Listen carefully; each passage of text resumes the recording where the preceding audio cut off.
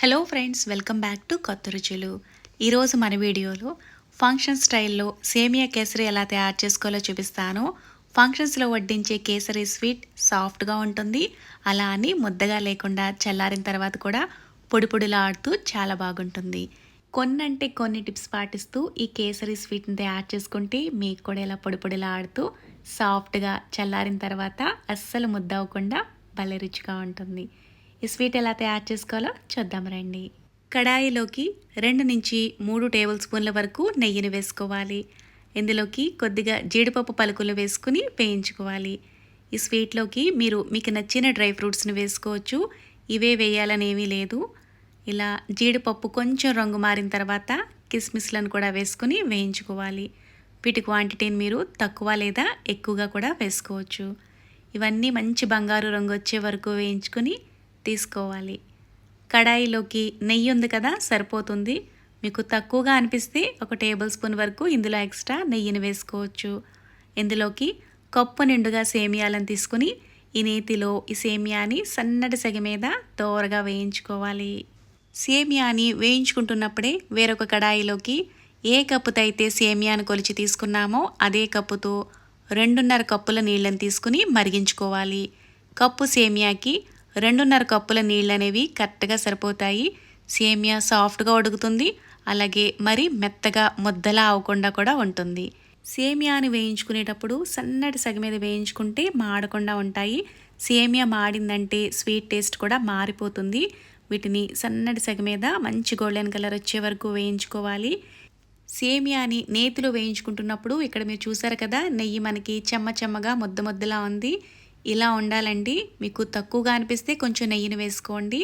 ఈ నెయ్యి ఫ్లేవర్తో ఈ సేమియా కేసరి చాలా బాగుంటుంది. సేమియా వీడియోలో చూపిస్తున్నట్లుగా ఇలా మంచి గోల్డెన్ కలర్ వచ్చే వరకు వేయించుకున్న తర్వాత ఇందులో వేడి నీళ్ళను వేసుకుని ఉడికించుకోవాలి. ఇలా ఉడికించుకునేటప్పుడు చల్లగా ఉన్న నీళ్లను అస్సలు వేయకూడదు. సేమియా ముద్దలాగా అయిపోతుంది. ఇలా వేడి నీళ్ళను వేసుకుని ఉడికించుకుంటే సేమియా చల్లారిన తర్వాత కూడా చక్కగా పొడిలాడుతూ వస్తుంది. ఇలా వేడి నీళ్ళను వేసుకుని ఉడికించుకోవడం వల్ల తొందరగా ఉడికిపోతుంది.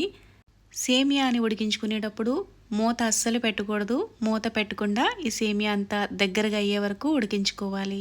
సేమియా వీడియోలో చూపిస్తున్నట్లుగా ఇలా దగ్గరగా ఉడికించుకున్న తర్వాత మీకు ఒక సేమియాని చూపిస్తున్నాను. ఇలా ప్రెస్ చేసుకుంటే స్మూత్గా కట్ అయిపోవాలి. ఇలా కంపల్సరీ ఉడికించుకోవాలి. మనం తీసుకున్న వాటర్కి ఇలా చక్కగా దగ్గరగా ఉడికిపోయింది. ఇప్పుడు ఏ కప్పుతో అయితే సేమియా తీసుకున్నామో అదే కప్పుతో 3/4 కప్పు పంచదార తీసుకుంటే స్వీట్ అనేది కరెక్ట్గా సరిపోతుంది. స్వీట్ ఎక్కువ తినేవాళ్ళైతే ఫుల్గా 1 కప్పు తీసుకోవచ్చు. పంచదార ప్లేస్లో మీరు కావాలనుకుంటే బెల్లాన్ని కూడా వేసుకోవచ్చు. పంచదార వేసిన తర్వాత కొంచెం లూజ్గా అయిపోతుంది. ఇలా కొంచెం పలుచగా అవుతుంది, చూసారు కదా. ఈ స్వీట్లోకి మీరు కావాలనుకుంటే ఈ స్టేజ్లో కొంచెం ఫుడ్ కలర్ వేసుకోవచ్చు. ఫంక్షన్ స్టైల్లో టెంప్టింగ్గా కనిపించాలంటే కొంచెం ఫుడ్ కలర్ వేసుకుంటే చూడడానికి బాగుంటుంది. ఈలోగా ఒక చిన్న రిక్వెస్ట్ అండి, మన ఛానల్లో సింపుల్గా చేసుకునే చాలా రకాల స్వీట్స్ అలాగే స్నాక్ రెసిపీస్ని అయితే పోస్ట్ చేశాను. ఇంట్రెస్ట్ ఉన్న వాళ్ళు ఛానల్లో మిగతా వీడియోలను కూడా చూసి నచ్చితే లైక్ చేసి ఛానల్ని సబ్స్క్రైబ్ చేసుకుని సపోర్ట్ చేయగలరు. స్వీట్ని ఇలా దగ్గరగా అయ్యే వరకు ఉడికించుకున్న తర్వాత ఇలా ఒక తీగ పాకం వస్తుంది. ఇలా వచ్చిందంటే సరిపోతుంది. మరి దగ్గరగా అయ్యే వరకు కూడా ఉడికించుకోకర్లేదు. వేడిగా ఉన్నప్పుడు స్వీట్ ఇలా కొంచెం ముద్దగా పలుచగా అనిపిస్తున్నా చల్లారిన తర్వాత ఫంక్షన్స్లో వడ్డించే స్వీట్లా పొడిలా ఆడుతూ ఉంటుంది. స్టవ్ ఆఫ్ చేసేసుకుని నేతిలో వేయించుకున్న డ్రై ఫ్రూట్స్ని కొద్దిగా యాలకుల పొడి వేసుకుని అంతా కలిసిలా బాగా మిక్స్ చేసుకుంటే ఎంతో రుచిగా ఉండే సేమియా కేసరి అయితే రెడీ అయిపోయింది. మీరు కూడా ట్రై చేసి మీకు ఎలా అనిపించిందో కూడా కామెంట్ చేయండి. పూర్తిగా చల్లారిన తర్వాత మీకు చూపిస్తున్నాను. చూసారు కదా ఎంత పొడిగా చక్కగా వచ్చిందో. చాలా సాఫ్ట్గా ఉంటుంది, పొడిగా విడివిడిగా కూడా ఉంటుంది. మీరు కూడా ట్రై చేసి మీకు ఎలా అనిపించిందో కామెంట్ చేయండి. Thanks for watching.